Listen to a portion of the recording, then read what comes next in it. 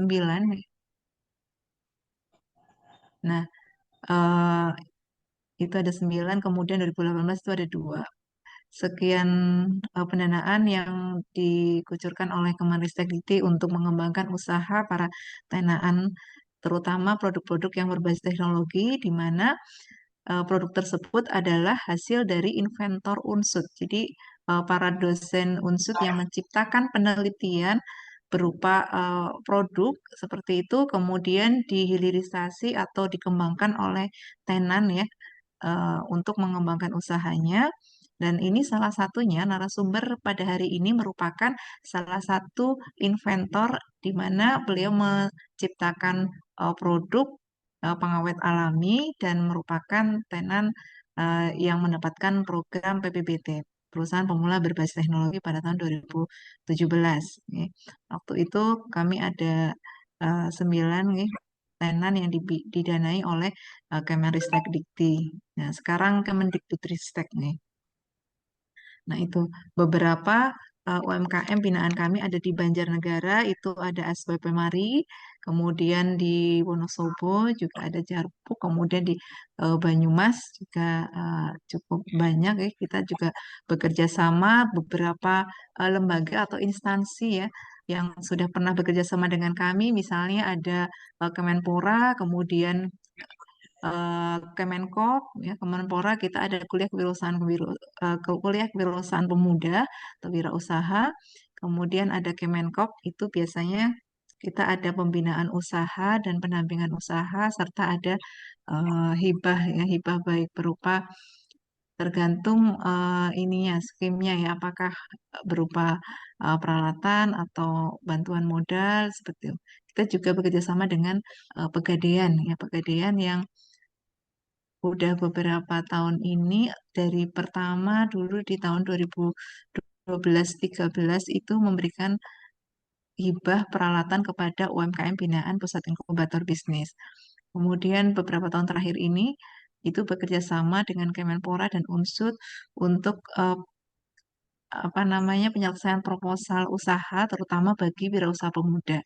Wirausaha pemuda di sini dimaksimalkan umurnya 30 tahun dan itu mendapatkan hibah hibah pengembangan usaha ya, masing-masing orang itu 10 juta, yaitu itu beberapa program kerja yang sudah kami laksanakan di Pusat Inkubator Bisnis.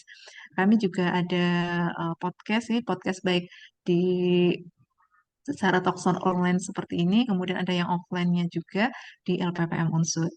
Itu beberapa program yang sudah kami laksanakan.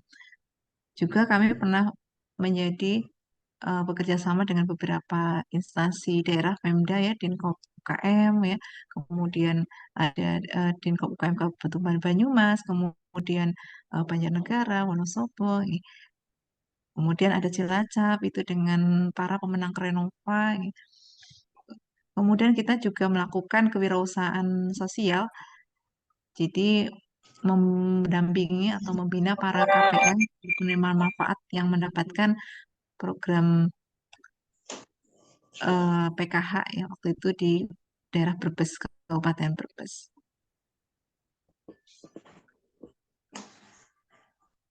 Oke, itu mungkin beberapa informasi yang dapat kami informasikan. Sebentar saya cek dulu Ibu Ketuanya apakah sudah hadir.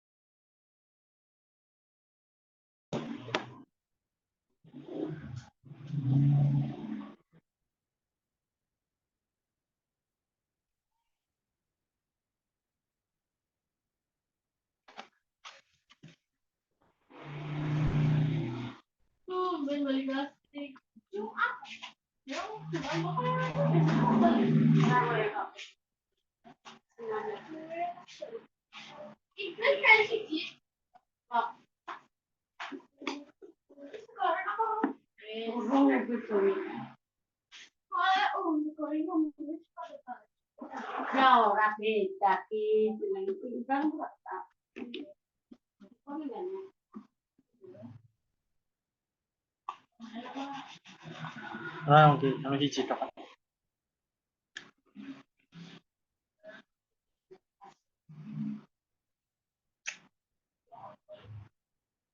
Ngurun kamera.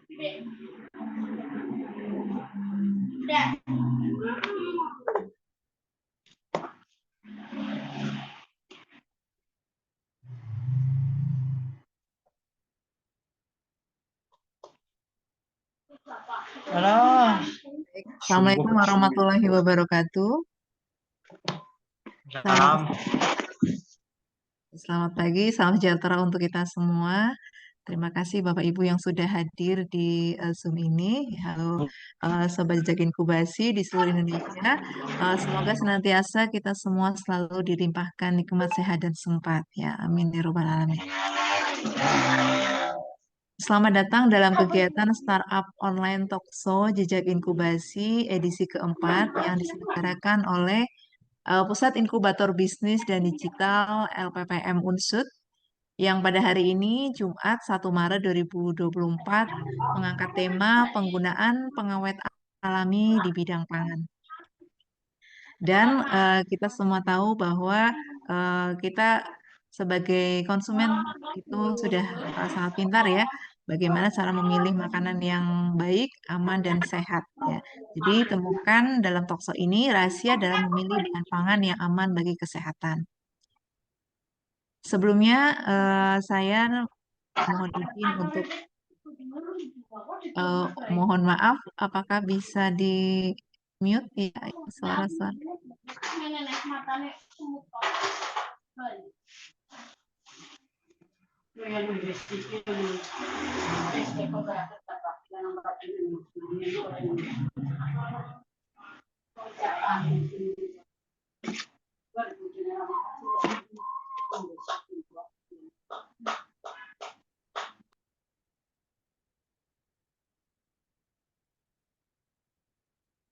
Oke, baik, dilanjutkan. Mohon izin, saya Nur Jayanti yang akan memimpin untuk acara pada pagi hari ini menjelang siang ya. Baik, sebelumnya saya ucapkan selamat datang terlebih dahulu kepada yang sudah hadir narasumber kita, yang terhormat Bapak Karseno SP MP PhD. Selamat pagi, Pak. Selamat pagi Mbak Yanti. Oke, Ya, selamat datang, Pak. Alhamdulillah sehat, Pak. Terima kasih atas waktu dan kesempatannya yang super sibuk sudah menyempatkan untuk menjadi narasumber dan berbagi pengalaman dan informasi kepada Sobat Jejak Inkubasi pada siang hari ini. Beliau merupakan inventor pengawet alami tangkis dan kebetulan juga beliau adalah dosen Prodi S1 Teknologi Pangan dan koordinator program studi Magister Ilmu Pangan UNSUD. Dan kita sambil menunggu kepada yang terhormat Ketua LPPM UNSUD, Ibu Profesor Dr. Insinyur Eli Tugianti IPU ASEAN Eng, yang nanti akan menyusul untuk join di Zoom ini. Serta Bapak dan Ibu dan Sobat Jejak Inkubasi yang sudah hadir di acara Talks Online Jejak Inkubasi pada hari ini.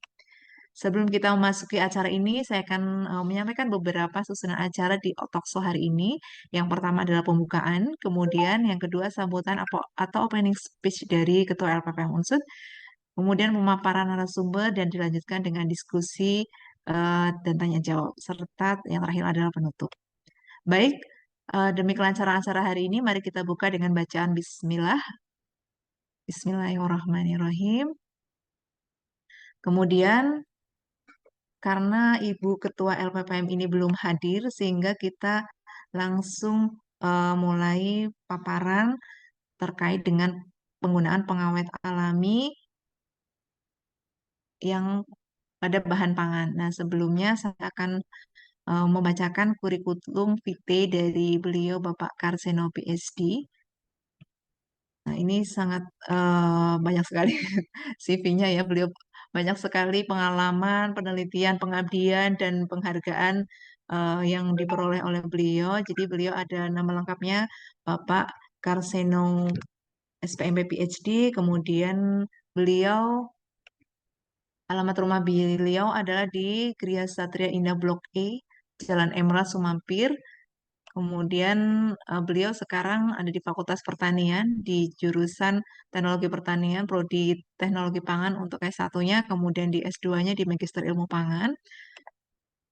Riwayat pendidikan beliau S1 di THP Teknologi Hasil Pertanian Unsud, kemudian S2-nya di Ilmu Pangan UGM Yogyakarta, S3-nya di Osaka University Jepang.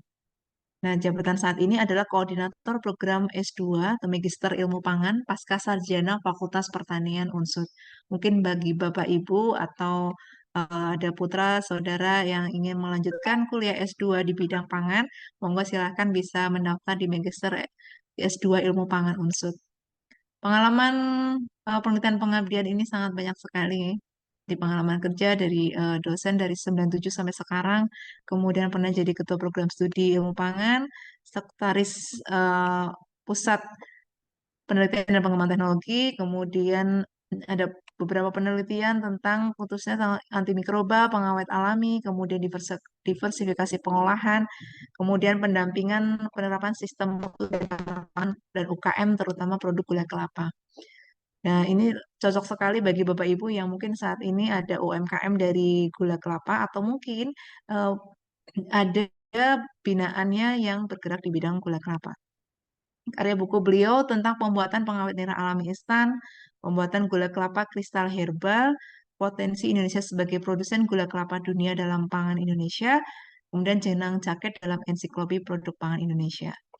Nah, patennya juga terkait dengan pengawet nira alami, sirup gula invert, dan terkait dengan pengawet nira baik cair maupun serbuk. Oke, tidak berlama-lama karena ini hari Jumat ya, mudah-mudahan eh, banyak informasi itu bisa tercover menjadi padat sehingga informasi yang sangat banyak bisa kita terserap semuanya pada siang hari ini. Oh, Pak Kaseno mungkin nanti ada paparan, kemudian dilanjutkan diskusi dan tanya jawab. Monggo waktu kami persilahkan kepada Pak. Baik, terima kasih Bu Yanti. Bismillahirrahmanirrahim. Assalamualaikum warahmatullahi wabarakatuh. Yang kami hormati Ketua LPPM, Prof. Tugianti, eh, Bu Yanti dari PIP LPPM Unsud, Bapak Ibu yang sudah bergabung pada acara virtual hari ini yang diadakan oleh PIB dengan judul apa tadi Mbak Yanti, podcast apa-apa gitu ya. Saya ketiban sampur untuk eh, sharing berkaitan dengan topik pengawet alami. Kebetulan seperti disampaikan Bu Yanti tadi ya, bahwa saya menjadi salah satu tenan yang dibina oleh PIB waktu kita melakukan kegiatan CPPBT ya, dan produk yang kami kembangkan waktu itu memang pengawet alami nira yang brandnya kita beri nama Tangkis. Nah, barangkali dalam kesempatan ini nanti sekilas saya akan menyampaikan berkaitan dengan itu. Izin saya mungkin share screen Mbak Yanti ya. Monggo silahkan Pak. Oke. Sudah bisa terlihat ya. Ini Pak terlihat Pak. Oke. Baik Bapak Ibu yang kami hormati,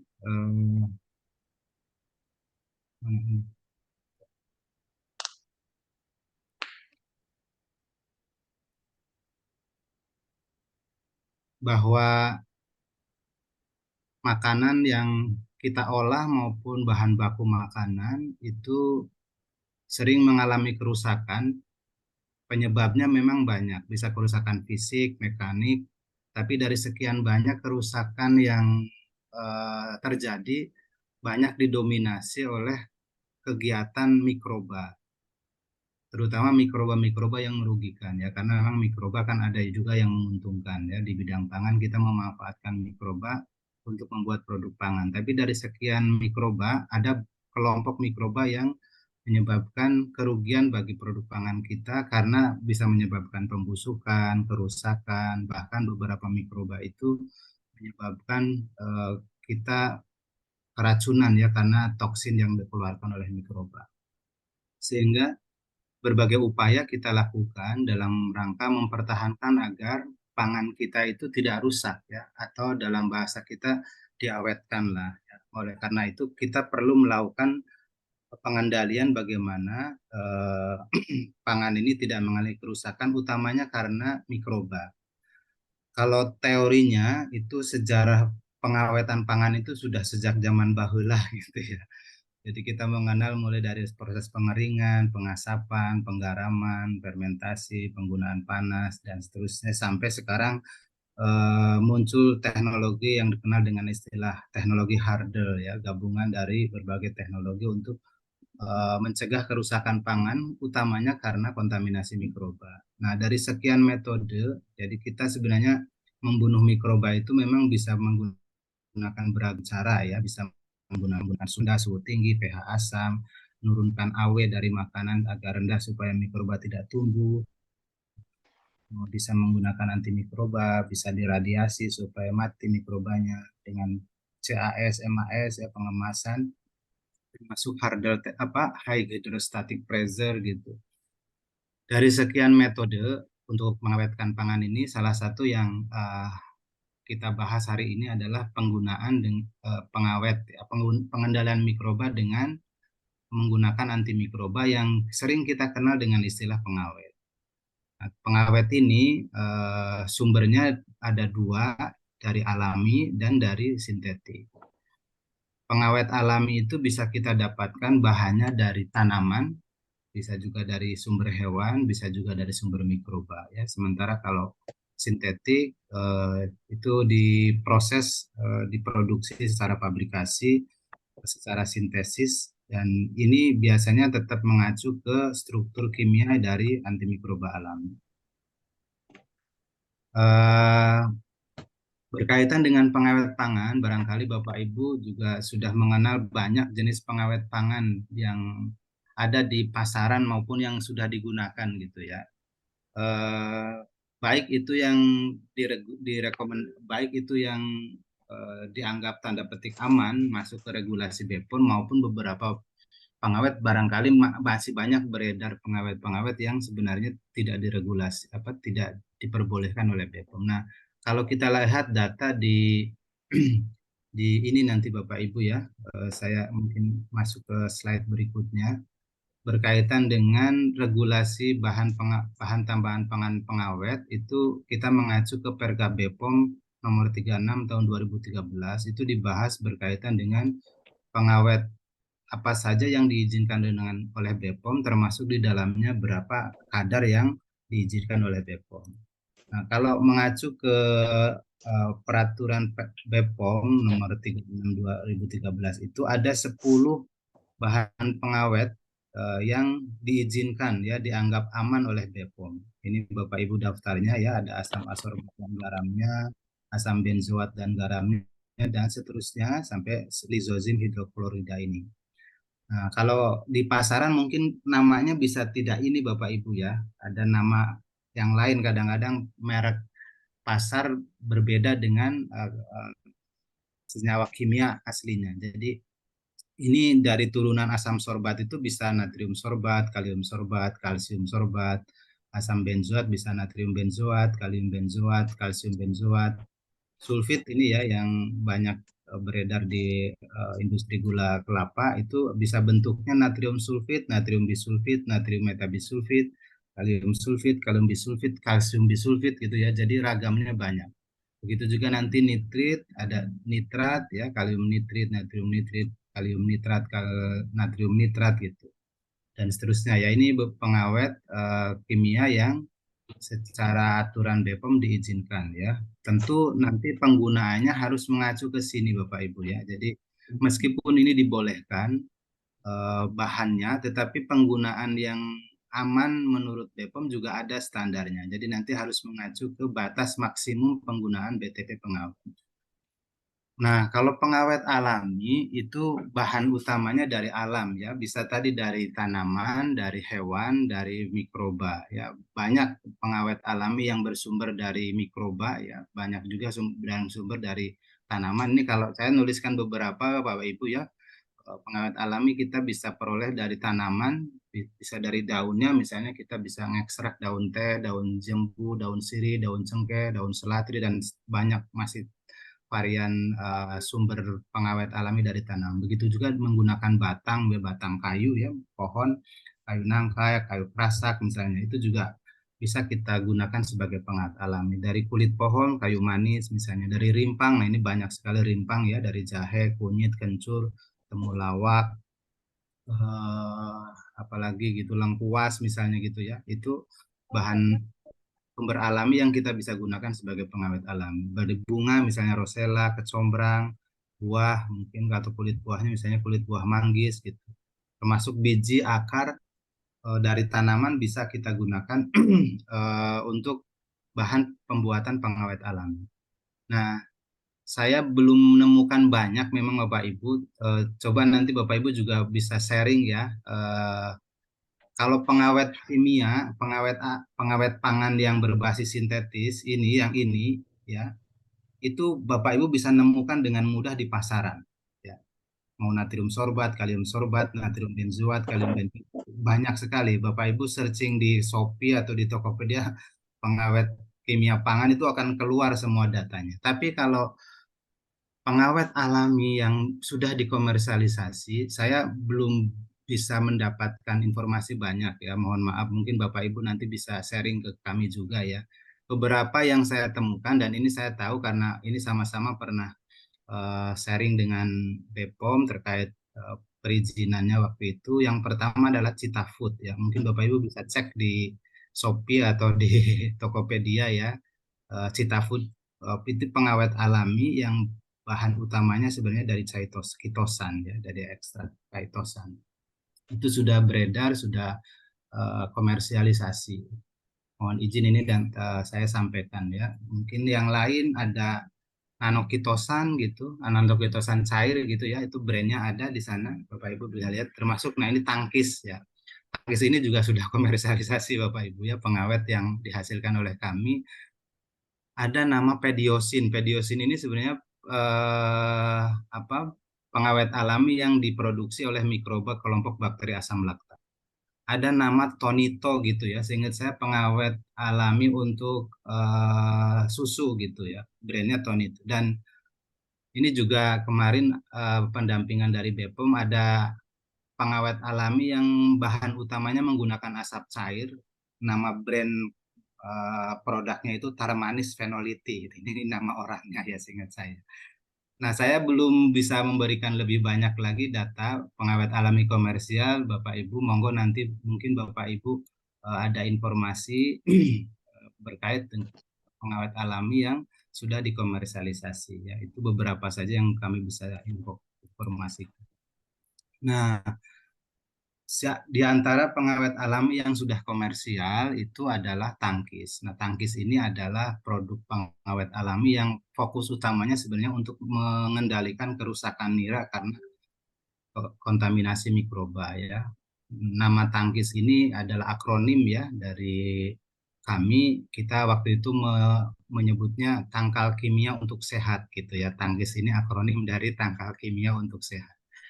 Ini dihasilkan inovasi ini berkat program dari CPPBT yang difasilitasi oleh PIB Unsud, dan waktu itu didirikan usahanya, dan pengawet ini saat ini diproduksi oleh CV Mahira yang ada di Banyumas. Kenapa muncul pengawet tangkis ini Bapak Ibu? Karena Banyumas menjadi sentra gula kelapa, dan kondisi yang sering dialami di petani itu adalah rusaknya nira ya, karena mikroba, dan begitu nira rusak mengalami fermentasi, sudah nira itu tidak bisa diolah menjadi gula yang baik. Kalau di orang Banyumas itu disebut dengan istilah gula gemblung gitu ya, gula gelali, sehingga dicetak nggak bisa, apalagi dibuat kristal, dan dampaknya adalah harga harga gulanya menjadi rendah ya, bisa separuh dari harga gula normal. Oleh karenanya petani pasti tidak mau gulanya mengalami tadi gagal proses gitu ya, atau menjadi gula gelembung. Solusi sebenarnya bisa dilakukan berbagai metode ya, misalnya kebersihan, disiplinnya, penyadapan dan seterusnya. Tapi metode-metode itu agak susah diterapkan, dan petani jalan yang paling sering dilakukan adalah dengan menggunakan pengawet ini gitu. Kalau di bahasa lokal disebutnya dengan istilah laru. Laru ini juga ternyata fakta di lapangannya ada laru yang dari alami, bahannya banyak gitu, bisa menggunakan kulit buah manggis, ada yang kayu nangka, campur enjet atau kapur ya, bahan-bahan lain di setiap daerah biasanya ada kekhasan. Tapi tidak sedikit juga petani penderes kita yang saat ini dari dulu juga ya sampai saat itu ini masih banyak yang menggunakan pengawet sintetik kimia, yakni sodium metabisulfit ya, tadi menjadi salah satu kelompok dari sulfit di RKB POM. Petani mengenalnya ini disebutnya sering dengan istilah obat gula. Karena memang sintetis ya, ini daya bunuh terhadap mikrobanya sangat kuat memang. Tapi perlu diingat Bapak Ibu, memang hasil kajian beberapa peneliti, informasi ilmiah bahwa sodium metabosulfit atau obat gula ini kurang bagus bagi kesehatan ya, karena diantaranya dia memiliki sifat karsinogenik ya. Jadi pada waktu tertentu akan berdampak terhadap kesehatan, bisa menjadi stimulan untuk munculnya penyakit kanker. Menstimulasi asma, bagi mereka yang menderita asma ini cukup beresiko ya. Jadi asap dari sodium mesabisulfit itu bisa menyebabkan sesak napas bagi mereka yang carrier asma. Kemudian bersifat akumulatif ya, memang dampaknya tidak saat itu, tapi bersifat akumulatif. dan kualitas gulanya menurut kami menurun meskipun memang tadi daya bunuh mikrobanya kuat sehingga nira menjadi awet ya, warna gulanya juga menarik gitu, tetapi tadi aromanya, rasanya gitu ya, dan yang lebih-lebih adalah eh, keamanannya ya Bapak. Nuwun Nah, sewu, beberapa Pak Karseno, nuwun sewu. Ini ya beberapa peserta tidak mendengar suara Pak Seno, nggih. apa ya? Nggih. Kalau saya sih mendengar.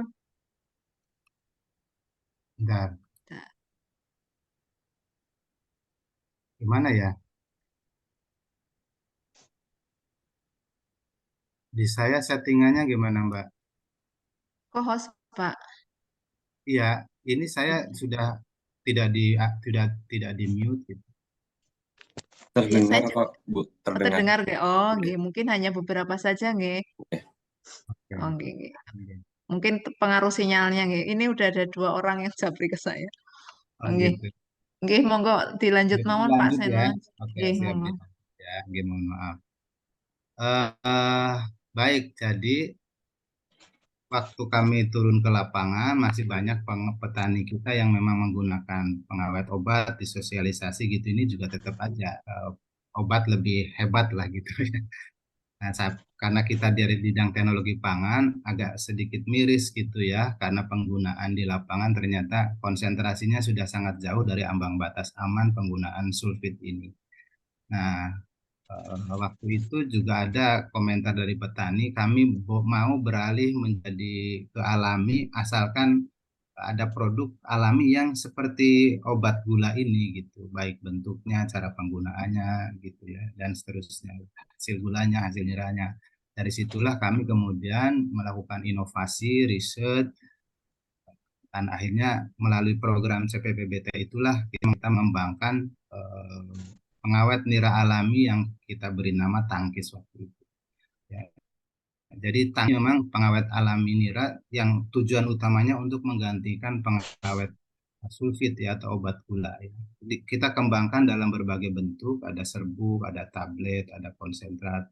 Tetapi memang yang sampai saat ini sudah kita komersialisasikan ini yang bentuknya serbuk dengan berbagai pertimbangan. Nah, tangki saat ini sudah terdaftar patennya ya, sudah dipatenkan, kemudian mereknya juga sudah didaftarkan ke DCKI, eh, pernah diajukan juga ke Inovator Indonesia sehingga masuk ke dalam buku 106 Inovator Indonesia Prospektif tahun 2014 ingat saya gitu. Dan ini sudah keluar izin edarnya dari BPOM Bapak Ibu ya. Jadi sudah legal, sudah boleh diedarkan. Nah, itu nanti bisa dicek bukti bahwa tangkis ini sudah mendapatkan izin edar. Nanti kalau di kemasan ada barcode, bisa diklik dan di situ akan keluar data berkaitan dengan spesifikasi produk ini. Aplikasi di lapangan sederhana, hampir sama dengan pengawet obat ya. Jadi kami memang mendesain pengawet ini supaya tidak merubah kebiasaan petani. Jadi cara aplikasinya sama, dilarutkan, masukkan ke pongkor, tani naik, masang ke mayang, kemudian tunggu misalnya pasang pagi, panen sore, pasang sore, panen pagi, atau pasang pagi, panen paginya lagi gitu ya. Kemudian biasa dapat nira, diolah menjadi gula kelapa cetak maupun gula kelapa kristal. Nah, sudah banyak petani yang menjadi pengguna tangkis ini, meskipun memang daya sebarnya belum luas gitu Bapak Ibu ya, tetapi alhamdulillah beberapa binaan kami sudah rutin pengguna tangkis ini, beberapa daerah ada yang sudah uji coba kami sampai di luar Jawa juga penggunaan tangkis ini sedang dicoba juga tangkis tidak hanya untuk nira kelapa, tapi kami sudah mencoba juga ke nira aren, bahkan di luar Jawa kita sedang mencoba ke nira nipah ya. Jadi penggunaannya bisa meluas tidak hanya ke nira kelapa. Nah, gula yang dihasilkan oleh tangkis ini menurut kami ya itu lebih baik dari gula yang dihasilkan oleh larut obat. Memang larut obat kelebihannya warnanya lebih cantik ya, lebih cerah gitu.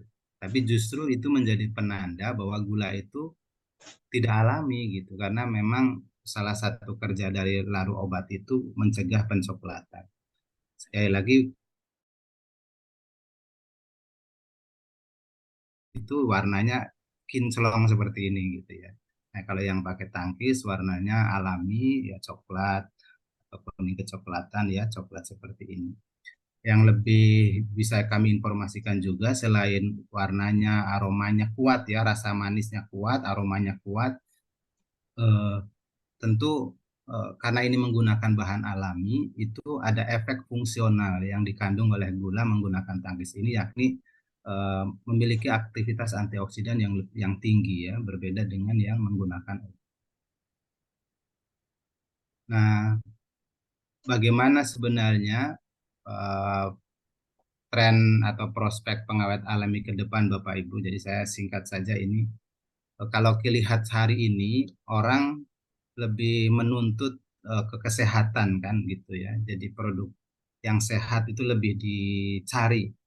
Ya walaupun bisa jadi memang nanti level marketnya akan tergantung ya. Eh, yang jelas kalau di pasar internasional produk-produk yang berbasis organik, berbasis alami, kalau menggunakan pengawet alami itu lebih diminati. Ya. Kita di nasional, di regional juga saya kira ya, tapi di lokal mungkin memang belum begitu masif ya. Tapi saya optimis bahwa tuntutan konsumen ke depan itu menuntut produk yang tadi segar ya, kemudian organik, alami, aman pasti gitu, bermutu dan tentu nanti ada tuntutan-tuntutan lain seperti halal bagi yang muslim. Nah, melihat tren yang positif ini menjadi challenging ya, menjadi peluang bagi kita untuk mengembangkan pengawet alami. Nah, kami memang salah satu risk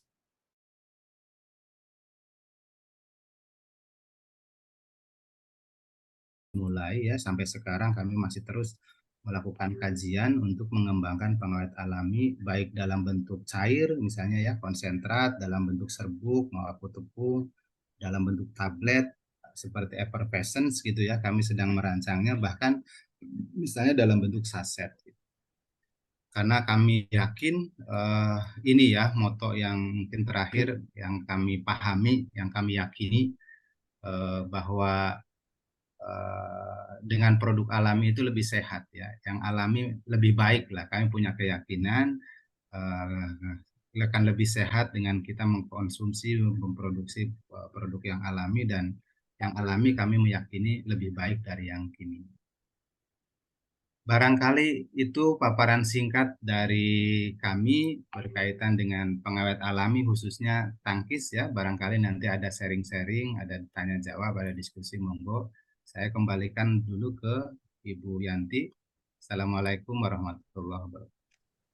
Waalaikumsalam warahmatullahi wabarakatuh. Terima kasih Pak Karseno atas sharing-sharingnya sangat bermanfaat sekali nih ya pengawet alami. Tadi beberapa macam sudah dipaparkan ya ada pengawet alami. Ternyata pengawet alami itu ada dari yang tanaman, ada dari komersial, ada juga pengawet sintetis. Wah, ini informasi yang mungkin sangat berguna bagi para Bapak Ibu yang bersentuhan langsung dengan pengawet ya. Ini kok oh, saya biasanya pakai pengawet sintetis ini ya. Nanti bedanya apa sih? Terus kelebihan kelemahannya apa gitu ya. Mungkin banyak pertanyaan dari Bapak Ibu di sini. Barangkali mungkin saya buka diskusi nih. Barangkali ada Bapak Ibu yang akan bertanya langsung kepada narasumber kita. Ini mumpung ada waktu ini Pak Karseno ini super sibuk sekali dan menyempatkan waktunya untuk saat ini. Terima kasih sekali Pak Karseno. Monggo Bapak Ibu ada yang mau ditanyakan atau mau sharing silakan saya buka pertanyaan. Monggo.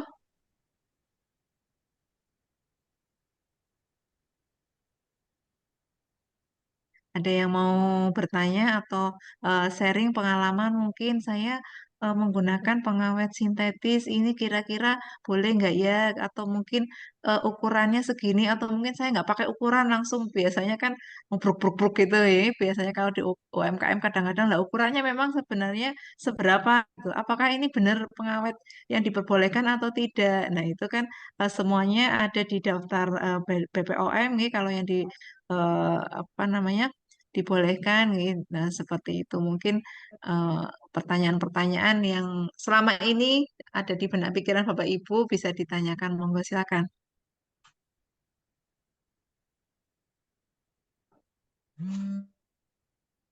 Oh, monggo silakan Ibu.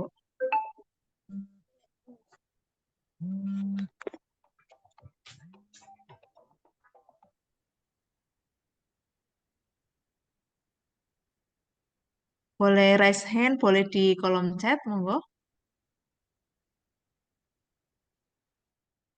Ibu Wiwi Yuli Astuti mau bertanya?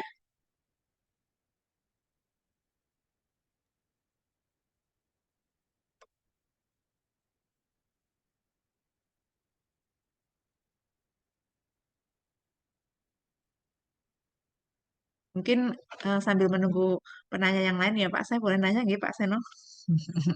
Assalamualaikum, Bu. Boleh Nggih. nanya, Bu? Oh nggih, monggo nggih Ibu, monggo. Barangkali mau bertanya, monggo silakan.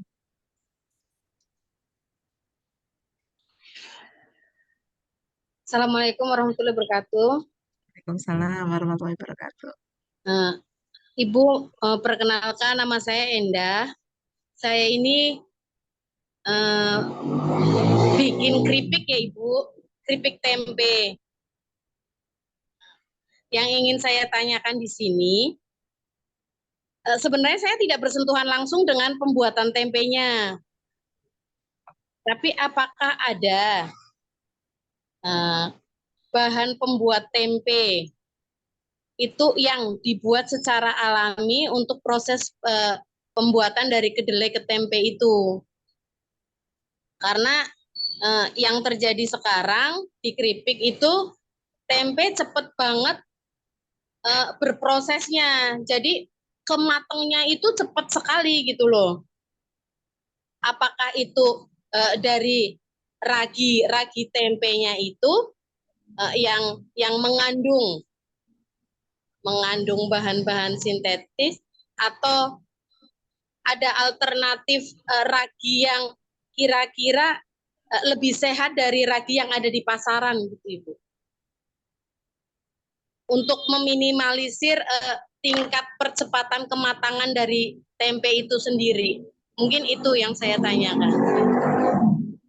Oke, baik Bu Endah, ini dari keripik Niti 2 apa Bu? Ji, Ibu, niti Oh, 2. nggih. Yang dihitung ya Bu, di roda Mas nggih. Ji, Oke, Ibu. oke. Kita pernah bertemu di Java Heritage apa nggih? Anji, public speaking. Nggih. Nggih, oke, baik. Mungkin ada lagi selain Bu Endah, ada pertanyaan lagi nanti sebelum Pak Karseno menjawab? Atau mau langsung dijawab Pak Seno sambil menunggu yang lain? Oke, boleh ya. Baik. Oke, oke, monggo Pak. Oke, Atau saya terima kasih. sampaikan tadi yang ditanyakan atau sudah langsung mau dijawab monggo Pak Seno? Boleh nanti kalau kurang jelas mungkin saya diingatkan setangkapan Nggih, monggo. saya. Nggih, monggo Eh, Pak. Baik. Terima kasih Bu Endah ya atas pertanyaannya. Kalau tidak salah pertanyaannya, Bu Endah ini kan mengembang apa usaha keripik tempe. Salah satu bahan tempe itu, salah satu bahan keripik tempe itu ya tempe gitu ya. Kendalanya adalah tempe itu kalau sudah jadi gampang sekali mengalami kerusakan. Ya, memang pembuatan tempe itu hampir semuanya alami Bapak Ibu, kecuali ada orang yang memang dengan sengaja menambahkan bahan lain ya. Maksud saya kadang tempe yang bagus itu kan bahan utamanya kedelai. Tapi di beberapa kasus kadang-kadang ada juga memang perajin yang menambahkan ke tempe bahan yang lain, ke kedelai bahan yang di luar kedelai ya. Ada jagung, ada ubi kayu, mungkin bahkan ada yang lain gitu. Secara teori, tempe ini dibuat secara fermentasi, Bapak Ibu, yakni dengan ragi ya, ragi tempe. Nah, ragi tempe itulah sebenarnya ragi tempe itu isinya kapang, Rhizopus oligosporus yang berperan untuk merombak kedelai menjadi tempe yang tadinya kedelai keras menjadi lunak, yang tadinya kedelai aromanya langu menjadi tidak langu, yang tadinya kedelai dikonsumsi langsung tidak enak, kalau begitu dirubah jadi tempe jadi enak. Waktu fermentasi tempe ini memang tidak lama Bapak Ibu ya, hanya paling 1 kali 24 jam atau 1 kali 36 jam. Jadi kalau kita buat tempe hari ini, besok atau besok lagi itu sudah jadi. Nah, karena kapang itu akan terus berfermentasi, dia berproses, akan terus tumbuh di situ. Jadi kalau Bapak Ibu ingin mengawetkan tempe, karena ini sifatnya fermentasi, ada ragi di situ, kalau dibiarkan apa adanya ya dia akan terus melakukan kegiatan fermentasi yang menyebabkan tempe menjadi rusak, menjadi busuk dan seterusnya. Nah, solusi yang bisa dilakukan yang pertama adalah menghentikan agar kapang itu tidak tumbuh. Nah, menghentikan kapang tidak tumbuh itu salah satunya memang ya diletakkan di suhu rendah, Ibu. Jadi kalau memungkinkan, walaupun ini mungkin nanti akan sedikit berdampak ke rasa ya, begitu tempe jadi, ya kita simpan di kulkas gitu. Itu akan sedikit banyak menekan, tapi masih kemasan utuh ya, akan lebih banyak menekan agar tempe tidak mengalami kerusakan yang lebih cepat. Atau itu langsung diolah jadi keripik gitu. Langsung diiris-iris, kalau diolah jadi keripik tempe. Memang ada inovasi agar tempe tidak cepat rusak, yakni mengembangkan tempe berbumbu. Mungkin ini di bidang keripik lebih menarik, Bu Endah. Tempe berbumbu ya. Jadi dalam pembuatan tempe itu sudah dimasukkan bahan-bahan bumbu-bumbu sehingga nanti itu pasti pertumbuhan kapangnya tidak akan secepat seperti pembuatan tempe biasa. Akan lebih lambat sehingga daya simpannya juga akan lebih lama. Dan ada kelebihan nanti tidak perlu lagi nambah bumbu-bumbu kalau mau goreng tempenya ya, langsung digoreng karena sudah ada bumbu. Jadi solusi dari kami, kalau mengganti, setahu saya belum ada ragi yang lebih baik dari yang, mohon maaf menyebutkan, Ibu pakainya ragi apa mereknya ya? Kalau untuk peragian itu karena saya nggak bersentuhan langsung, Ji, Pak. Karena saya kan beli tempe ke pengrajin gitu. Tapi kendalanya di situ, Bapak. Jadi kalau kita kan proses pembikinan keripik kan itu hampir 1 hari, nggih. Dari pagi sampai ke sore hari gitu kan. Mungkin yang pertama di jam-jam awal kita proses itu mungkin masih bagus gitu kan. Tapi nanti itu loh yang separuh yang jamnya sudah terlewat itu kadang-kadang aduh terkendala sekali gitu. Baik, iya Ibu karena Ibu menjadi pengguna ya, pengguna tempe. Jadi beli tempe sudah jadi. Kalau bagi perajin tempe, setahu saya memang sekarang ragi yang komersial merek Raprima yang diproduksi oleh ITB itu salah satu ragi yang tingkat perkemurniannya paling baik. Jadi hasil paling baik. Nah, kalau Ibu menjadi pengguna tempe, artinya beli tempe sudah jadi, tadi barangkali solusinya Ibu nanti dicoba kalau ada kulkas atau kalau ada freezer gitu ya, yang paling aman memang misalnya beli berapa sampai jam 12 siang itu di ini nanti yang sudah di atas jam 12 sudah mulai dimasukkan ke refri solusinya, karena dia kalau dibiarkan terus akan tumbuh terus itu kapangnya Ibu, dan biasanya nanti gantian setelah selesai kapang selesai tumbuh nanti akan keluar sedikit air. Nah itu kalau sudah keluar air itu bakteri nanti yang tumbuh. Jadi sudah keluar aroma tidak enak kalau bakteri sudah tumbuh.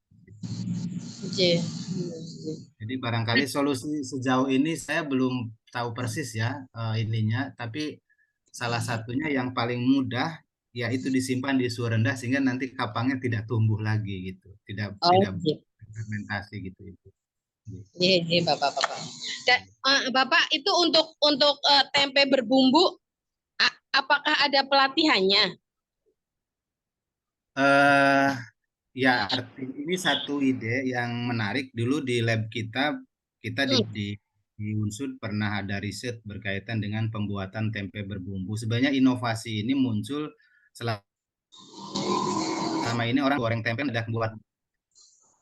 Nah, kalau orang-orang yang sibuk kayaknya nggak sempat buat bumbu. Nah, kemudian muncullah kami ide membuat tempe berbumbu. Jadi waktu membuat tempe ini bagi perajin tempe, saat membuat tempe itu sekalian kita masukkan bumbu-bumbu sehingga nanti orang kalau mau mengkonsumsi sudah tinggal goreng saja gitu. Nah, saya belum lihat, saya tidak tahu ya, mungkin saya juga kurang update gitu apakah di pasaran sudah ada produk tempe berbumbu. Tapi ide ini sudah lama kalau di tempat kami di Unsud ya, waktu itu apakah sudah ada yang mengkomersialisasi tempe berbumbu gitu. Kayaknya belum ada ini, Pak. Nah, mungkin kalau belum ada, Ibu bisa memproduksi itu. Boleh ya. Makanya saya ingin belajar, Pak. Ya, boleh diriset lagi nanti itu. Kita juga mungkin di lab akan coba kita kaji lagi. Mungkin risetnya sudah cukup lama. Waktu itu seingat kami memang kalau tempe biasa 24 jam itu sudah jadi. Kalau tempe berbumbu waktu jadinya agak mundur, agak lebih lama karena memang kapangnya agak sedikit terhambat. Tapi daya simpannya juga lebih mundur gitu, lebih lama. Nggih. Kalau ada pelatihannya saya boleh nggak apa-apa Pak diundang, Pak? Boleh, nanti bisa lapor ke Bu Yanti itu yang punya Nggih, tahu. nggih. Nggih, matur nuwun sangat, Pak. Siap. Oke, matur nuwun Bu Endah atas pertanyaannya, nggih. Insya Allah nanti kalau misalnya ada info terkait pelatihan itu, kami hubungi Bu Endah, nggih, dan teman-teman, nggih. Terima kasih Pak Karseno sudah menjelaskan tadi ya terkait dengan pertanyaan Bu Endah untuk memperlambat mungkin ya kematangan tempe ini. Nah, tadi solusinya ada, kalau saya tangkap ada 4 nih. Jadi menghentikan untuk tempe itu fermentasi lanjut ya. Kalau misalnya kita kan kadang-kadang kalau belanja itu buka tempe, oh sudah matang gitu. Kira-kira mau dimasak besok ya masuk kulkas gitu. Kalau misalnya belum matang dimatangkan dulu baru nanti dimasak gitu. Kalau misalnya ternyata belum matang langsung masuk kulkas ya nggak akan matang Bu. Jadi tetap itu apa belum ada kapangnya. Kemudian itu tadi langsung diolah menjadi keripik kalau misalnya sudah matang, kemudian mengembangkan tempe berbumbu tadi. Kalau misalnya nanti ada pelatihannya, insya Allah kita share informasinya dan menggunakan ragi yang baik. Nggih. Oke, baik. Terima kasih Pak Seno atas penjelasannya. Kemudian ini ada pertanyaan satu lagi dari kolom chat. Ada dari Bapak Roni, nih, PT Pacific Estate kalau nggak salah ini menanyakan bahwa apakah warna gula itu bisa lebih bersih nih Pak? Monggo Pak Seno. Mungkin lebih cerah, mungkin arahnya warna gula itu menjadi lebih bersih dan cerah, tapi tetap menggunakan pengawet alami gitu nih. Monggo Pak. Baik, terima kasih Pak Roni dari Petsu ya ini ya. Yang dimaksud gula gula aren, gula kelapa gitu nggih, Bapak, bukan gula putih, bukan gula pasir ya, Pak Yanti barangkali mungkin ya. Ya, jadi kalau memang larinya ke gula, warna gula bisa menjadi lebih bersih, gula kelapa, gula aren, atau gula nipah itu bisa kita lakukan secara teknologi. Memang eh, warna gula kelapa ini, warna gula palma lah, gula aren, gula kelapa itu terjadi secara alamiah Bapak Ibu ya. Jadi kita di teori itu mengenal ada istilah reaksi pencoklatan, reaksi Browning, Browning Maillard gitu kalau bahasa sekolahannya itu pencoklatan terjadi karena memang di dalam nira itu ada komponen gula, ada komponen protein. Kemudian kalau gula dan protein kena panas, ini pasti akan terjadi reaksi kita namakan reaksi Browning-Maillard. Nanti terjadinya pembentukan warna coklat. Nah, pembentukan warna coklat ini bisa dikendalikan sebenarnya Bapak Ibu ya. Penggunaan pH, penggunaan suhu itu kita bisa mengendalikan agar warna coklat ini tidak tua gitu. Jadi kalau kita menurunkan pH, pH-nya di bawah pH netral, itu reaksi pencoklatan akan terhambat. Begitu juga kalau suhunya tidak terlalu tinggi, itu warna coklat akan berkurang. Sisi yang lain ya itu salah satunya sulfit ya. Sulfit kenapa dipakai di petani? Memang pengawet sulfit ini salah satu kerjanya dia sebagai anti browning, mengikat protein sehingga protein tidak bereaksi dengan gula, makanya warna gulanya menjadi cerah gitu. Atau teknologi yang lebih baik ya misalnya pemasakan gulanya bukan seperti yang ada di petani sekarang secara manual, secara tradisional, tapi menggunakan teknologi vakum. Jadi suhunya rendah tapi bisa matang, itu warna gulanya akan lebih cerah. Kalau berkaitan dengan bersih, memang nanti ada di prosedur bagaimana menghandle nira, karena petani kadang-kadang kan kurang hati-hati ya, maksud saya tahap penyaringannya tidak ketat gitu. Jadi sebelum nira diolah akan sangat bagus supaya nanti gulanya menjadi bersih, itu disaring dengan ketat ya. Jadi nira yang turun dari pohon itu kita saring ketat. Saring ketat itu maksud saya paling tidak disaring dengan mes 100. Kalau tidak ada mes 100 ya kita bisa menggunakan saringan double, saringan misalnya mes 20, tapi di atasnya kita kasih kain double double layer gitu. Itu kotoran-kotoran yang terbawa dari nira, baik itu ada serangga atau mungkin sisa-sisa larut, itu akan tertahan sehingga nira akan menjadi bersih. Itu gulanya nanti akan bersih, gula yang dihasilkan dari bersih. Tapi kalau berkaitan dengan warna, memang faktornya lumayan banyak Pak Roni ya, termasuk suhu pemasakan itu mempengaruhi warna yang dihasilkan. Suhu semakin tinggi, warna coklatnya akan semakin kuat. Kemudian pH dari nira, nah kalau pH-nya tinggi, misalnya kapurnya kebanyakan, pH-nya basah, itu warna coklatnya akan lebih kuat juga. Nah, bisa diatur tadi, pH-nya kita turunkan, suhu pemasakannya tidak terlalu tinggi.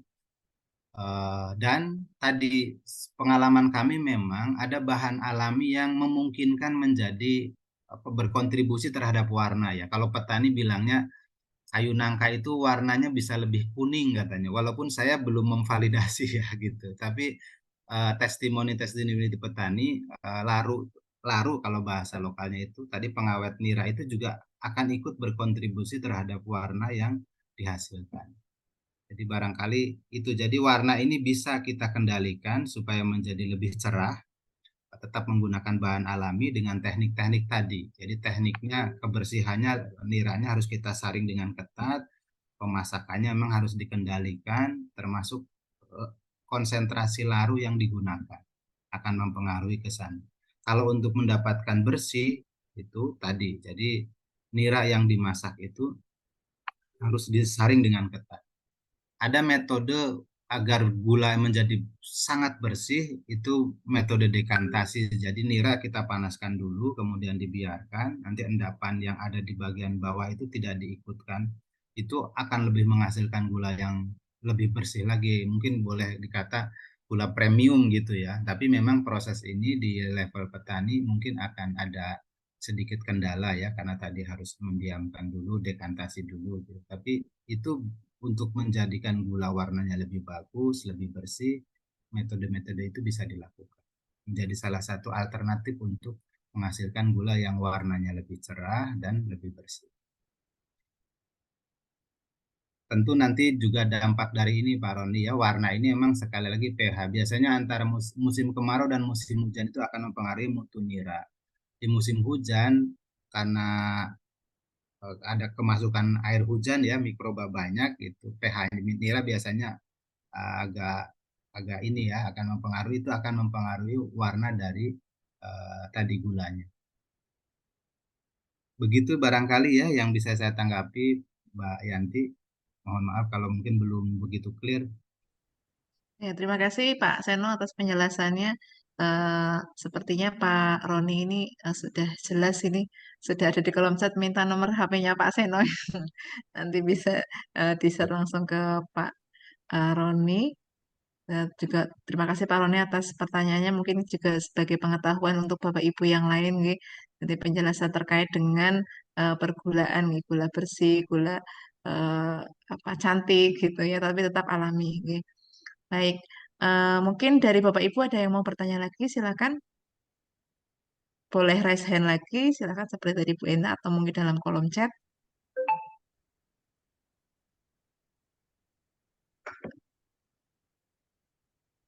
Nih, sambil menunggu pertanyaan yang belum masuk lagi, saya boleh nanya nih Pak Seno, tadi belum dinanya soalnya.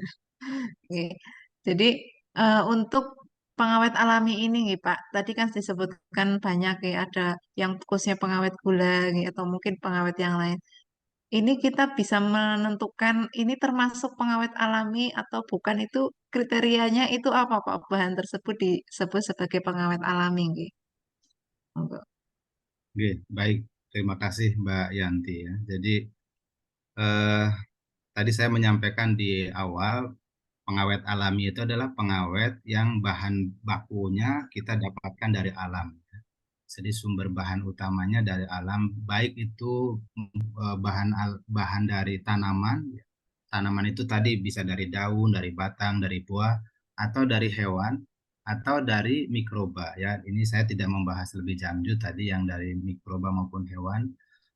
Nah, kriteria bahan alam yang kita bisa gunakan sebagai pengawet alami apa gitu. Yang utama aktivitas antimikrobanya. Jadi karena pengawet ini fungsi utamanya adalah untuk membunuh mikroba yang merusak makanan kita, maka kriteria yang paling utama adalah aktivitas antimikrobanya. Harus kuat gitu. Nah, yang kedua tentu nanti apakah ekstrak bahan alam ini akan mempengaruhi sisi organoleptik dari produk pangan kita, misalnya ke aromanya atau ke rasanya gitu. Dan yang lebih penting ya ini tadi saya urutannya sebenarnya yang pertama itu, urutan yang pertama bahan alam apa yang boleh digunakan sebagai pengawet alami tidak toksik. Jadi tidak boleh toksik, tidak menyebabkan sakit nanti pada konsumen ya. Jadi tidak boleh toksik bahan alami ini, tidak boleh mengandung bahan berbahaya gitu ya. Nanti di dalam komponen bahan bakunya itu kan pasti akan dicek di lab ya. Apakah ada kadar residu pestisida dan seterusnya, logam berat misalnya, termasuk senyawa toksiknya gitu. Berikutnya tentu itu ya aktivitas antimikrobanya. Aktivitas antimikrobanya yang kuat gitu. Nah, itu kita harus uji memang, harus pilih ya gitu. Yang ketiga, bahan ini tidak mempengaruhi utamanya ke organoleptik ya. Jadi jangan sampai nanti mikrobanya mati, awet makanannya, pangannya, tetapi merubah rasa atau merubah warna gitu ya. Rasanya jadi tidak enak lagi gitu ya. Itu juga. Makanya nanti dalam aplikasinya memang ada formula dan ada takaran ya. Jadi supaya mikrobanya mati tetapi tidak berdampak ke sensori atau ke organoleptik produknya. Jadi satu memang tidak boleh ada komponen yang berbahaya. Kedua tadi aktivitas antimikrobanya cukup bagus. Yang ketiga ya tidak mempengaruhi cita rasa lah kalau bahasa kita mungkin ya, organoleptik dari produk yang kita awetkan. Mungkin itu Mbak Yanti ya. Jadi memang dalam penggunaan nanti bisa saya tadi sampaikan di slide bisa tunggal jadi hanya satu bahan atau bisa dalam bentuk formulasi ya, menggabung-gabungkan dari bahan-bahan alam yang ada ini. Nggih, baik Mungkin matur nuwun Pak Seno nggih. Nah, kadang-kadang kita menemukan ini pengawetnya bagus sekali, ngawetannya itu dapat bertahan menjadi lebih lama produk itu. Tapi ternyata makanannya jadi berubah rasa gitu. Nah, itu eh, kadang-kadang bingung juga di UKM. Ini sebenarnya bagus, makanannya itu jauh lebih lama gitu, bisa mengawetkan, tapi rasanya jadi berubah, ada pengaruh dari pengawet itu gitu. Itu jadi dilema gitu, Pak. Jadi jadi memang barangkali solusinya adalah kalau untuk produk pangan kita tidak bisa mengandalkan tunggal memang Mbak Yanti ya. Jadi Bapak Ibu kalau pengawet alami itu kelemahannya biasanya di taste memang ya. Ada pengawet alami yang mempengaruhi cita rasa atau bahkan ke warna. Pada konsentrasi di mana daya bunuhnya kuat gitu. Nah, kalau memungkinkan ini menjadi kajian memang konsentrasi berapa yang sudah bisa menghambat tetapi tidak mempengaruhi cita rasa. Nanti untuk meningkatkan umur simpan memang harus dikombin dengan teknologi yang lain gitu. Jadi dalam metode pengawetan kita harus mengkombinasikan beberapa metode ya. Selain pengawet alami kita pakai ya tadi metode pengawetan yang lain, apakah misalnya AW-nya diturunkan atau kita menggunakan disimpan di suhu rendah jadi pengawet per suhu rendah, kemudian atau pengawet dikemas gitu produknya supaya nanti tidak mikrobanya tidak tumbuh lebih cepat gitu. Kombinasi beberapa metode. Ya betul, saya sepakat di kasus tertentu pengawet alami ini kadang-kadang mempengaruhi cita rasa. Makanya memang harus ditemukan berapa kadar yang sudah bisa menghambat tetapi tidak mempengaruhi cita rasa. Saya punya pengalaman di produk gula ini menggunakan pengawet ekstrak A, B, C gitu, udah awet, tapi terus rasanya kok jadi berubah gitu ya, ada aftertaste yang tidak dikehendaki gitu, bisa bisa jadi seperti itu. Iya Pak, betul itu. Beberapa pernah ini curhat gitu ke saya itu ya. Jadi ini sebenarnya bagus, awet gitu, lebih lama, tapi rasanya jadi sedikit berubah. Jadi tidak menunjukkan ciri khas dari produk itu lagi gitu. Jadi udah berubah gitu. Ada rasa lain di situ gitu. Tuh, nggih, Pak. Nggih. Nggih, monggo Bapak Ibu ada yang mau bertanya lagi? Silakan mungkin satu lagi penanya sebelum nanti ditutup. Ini karena hari Jumat, Pak Seno mau ngisi khotbah nih, Pak.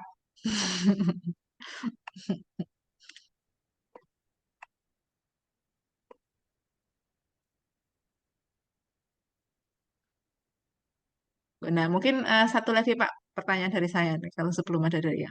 Nah, ini terkait dengan tangkis ini nggih Pak nggih.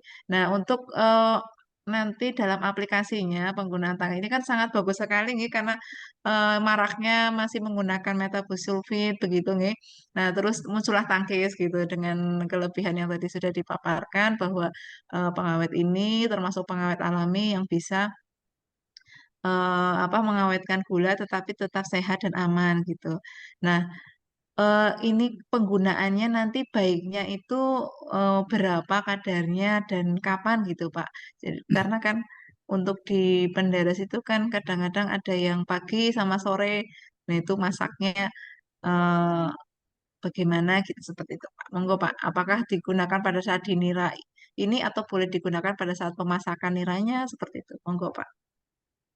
Baik, terima kasih Mbak Yanti. Ya, saya ingin tambahkan penjelasan tentang tangkis. Sekali lagi, memang tangkis ini desain awalnya adalah mengganti sodium metabosulfit untuk mengendalikan kerusakan nira. Bagaimana cara penggunaannya? Itu kalau di kemasannya sebenarnya sudah kita tuliskan ya, prosedurnya. Baik untuk musim hujan, musim kemarau kita sudah ada standarisasi prosedur.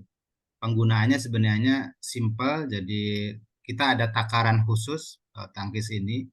Jadi satu takaran sendok takar yang kita berikan nanti kalau misalnya ada yang membeli gitu. Jadi satu sendok takar dilarutkan ke 1 liter air hangat, kemudian diaduk-aduk sampai larut sempurna, baru nanti sebagaimana biasa petani menggunakan pengawet yang lain itu dituangkan ke pongkor 1 sampai 2 sendok takar itu sebelum dipasang di mayang. Nah, nanti perbedaan antara yang pasang pagi panen sore dengan yang pasang pagi pas panen pagi lagi itu takarannya dinaikkan kalau yang memang turunnya hanya sekali sehari.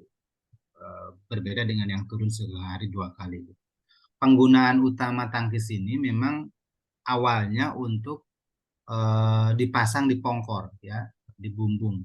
Utamanya ke situ. Tetapi ke sini sudah mulai juga kami lakukan riset, aplikasi tangkis ini bisa saja ditambahkan untuk meningkatkan tadi ya tekstur gula gitu. Itu saat pemasakan. Ada beberapa perajin yang nambahkan tangkis ini di saat niranya dimasak. Itu yang saya juga tadinya nggak kepikiran gitu ya. Jadi nira yang tadinya agak petani kan tahu niranya kok agak sedikit kecut ya. Nah, kalau itu diolah langsung biasanya yang tadi jadi gula gemblung. Nah, ada solusi nira-nira yang agak rusak itu waktu dimasak ditambahi lagi larutan tangkis. Alhamdulillah beberapa berhasil dengan metode ini. Jadi penggunaan tangkis tidak hanya ditambahkan di pongkor, tapi memang bisa juga ditambahkan saat nira dimasak. Bahkan riset terbaru kami ada beberapa pelaku usaha yang melakukan gula repro istilahnya gitu ya. Jadi gula yang sudah agak rusak dicetak dimasak ulang untuk jadi gula cetak yang baru. Beberapa memang ada yang tanda petik saya juga kurang setuju karena ditambahi gula lain ya tanda petik ya misalnya gula pasir atau apa supaya jadi lebih keras. Nah, karena saya tidak merekomendasi itu, kita coba bagaimana kalau gula yang rusak diolah ulang itu kita tambahi tangkis, ternyata hasilnya oke gitu ya. Jadi tangkis ini bisa juga digunakan untuk mengolah gula repro. Tapi memang tantangannya warnanya menjadi lebih gelap gitu ya, menjadi lebih gelap. Nah, kalau diminta bisa nggak tangkis ini menjadi gulanya warnanya cerah, nah itu yang saya belum bisa memberikan solusi. Jadi itu Bu Yanti saya kira ya penggunaan tangkis kita ada prosedurnya. Jadi setiap pelaku usaha yang akan menggunakan tangkis pasti akan kami kawal. Kami berikan prosedur cara penggunaannya. Nah, penggunaannya bisa dipongkor sebelum naik atau bisa juga saat nira diolah atau bahkan tadi kita pernah lakukan penelitian digunakan untuk mengolah gula yang rusak menjadi gula cetak baru ya gitu. Gula repro istilahnya. Alhamdulillah hasilnya bisa lebih keras lagi gulanya. Itu Bu. Nggih, Pak, matur nuwun penjelasannya nggih. Eh, Berarti bisa di apa ibaratnya di mentahnya, di niranya, di pongkornya dan juga bisa pada saat masak nih Pak nggih. Tapi itu Ya, hanya untuk gula aja nih Pak. Yang lain nggak bisa nih ya, untuk pemasakan sejauh ini gula saja. memang belum kita sebenarnya sedang akan mencoba ya apakah ekstrak tangkis ini bisa digunakan untuk mengawetkan produk lain. Karena dulu sejarahnya untuk pengganti sulfit di petani kita sejauh ini masih aplikasinya memang ke petani. Tapi karena sifat antimikrobanya sangat mungkin pengawet tangkis ini kita aplikasikan ke produk pangan yang lain. Tapi secara eksperimen, pengalaman riset kami belum mencobanya. Tapi ini ide yang menarik barangkali ya. Nanti kita tangkis ini kita gunakan untuk mengawetkan tahu, misalnya ngawetkan bakso, ngawetkan ikan, ngawetkan daging, sangat sangat mungkin ini. Makasih malah distimulasi Bu Yanti. Nggih, Pak. Ide penelitian ya Pak. Nggih. Nggih, baik. Terima kasih Pak Seno untuk hari ini kayaknya saya tawarkan lagi kepada Bapak Ibu. Kayaknya sudah cukup nih karena ini sudah siang, udah siap-siap mau Jumatan nih. Atau masih ada yang mau bertanya lagi? Ya, bapak-bapaknya juga kayaknya udah mau siap-siap Jumatan nih. Baik, untuk hari ini mungkin ada beberapa yang bisa saya rangkum dari penjelasan paparan tadi dari Pak Seno nggih, bahwa pengawet alami itu bisa dari tanaman, bisa dari hewan dan lain-lain yang fungsinya itu utamanya adalah dia kriteria untuk pengawet alami tidak toksik atau tidak bahaya, kemudian sifat antimikroba itunya sangat kuat, sangat tinggi nih. Jadi dia bisa melawan mikroba supaya tidak terjadi kerusakan pada bahan pangan. Kemudian yang utama juga adalah bahwa pengawet itu tidak merubah atau mempengaruhi secara organoleptik atau baik itu rasa, tekstur dan lain-lain terhadap bahan pangan itu. Jadi satu kesatuan. Dan pengawet alami itu bisa jadi dia berdiri secara tunggal mengawetkan pangan atau mungkin juga berpaduan dengan pengawet alami yang lainnya gitu. Pengawet alami bisa untuk bahan pangan, baik itu eh, pangan secara umum maupun untuk tangki sendiri adalah sampai saat ini masih untuk produk nira atau gula.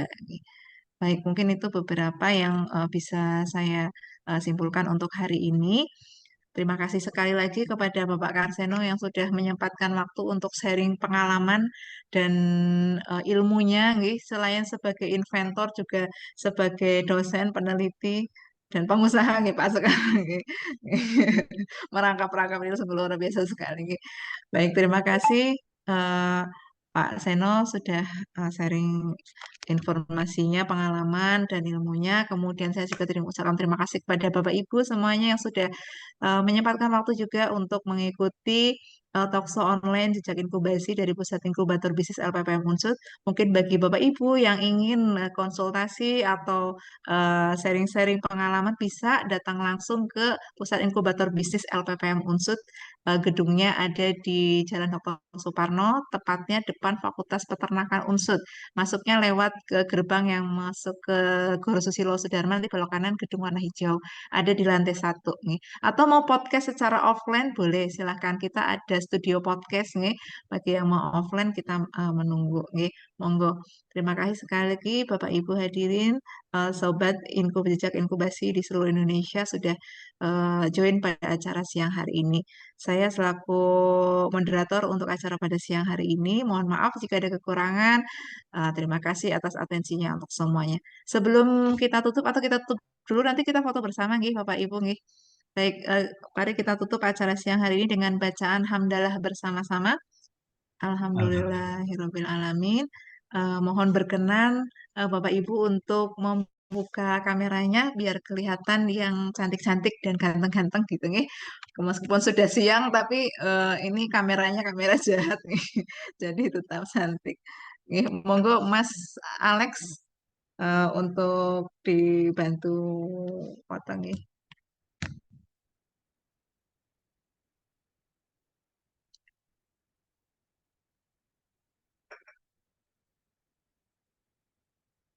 Sudah siap Mas Alex?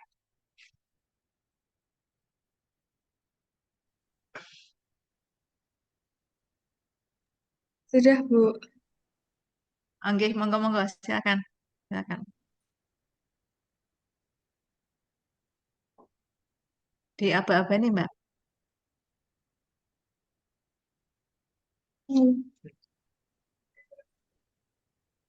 Oke, 1, 2, 3.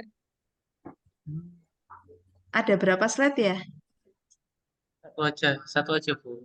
Oh, satu aja. Oke. Mungkin satu kali lagi, barangkali tadi belum siap. Oke, Silakan Bapak mohon. Ibu untuk membuka kameranya. Oke, saya hitung ya. 1, 2, 3. Oke, sampun Mbak. Oke, terima kasih Mas Alex dan adik-adik. Dan Bapak Ibu semua sekali lagi terima kasih. Akhir kata, wassalamualaikum warahmatullahi wabarakatuh.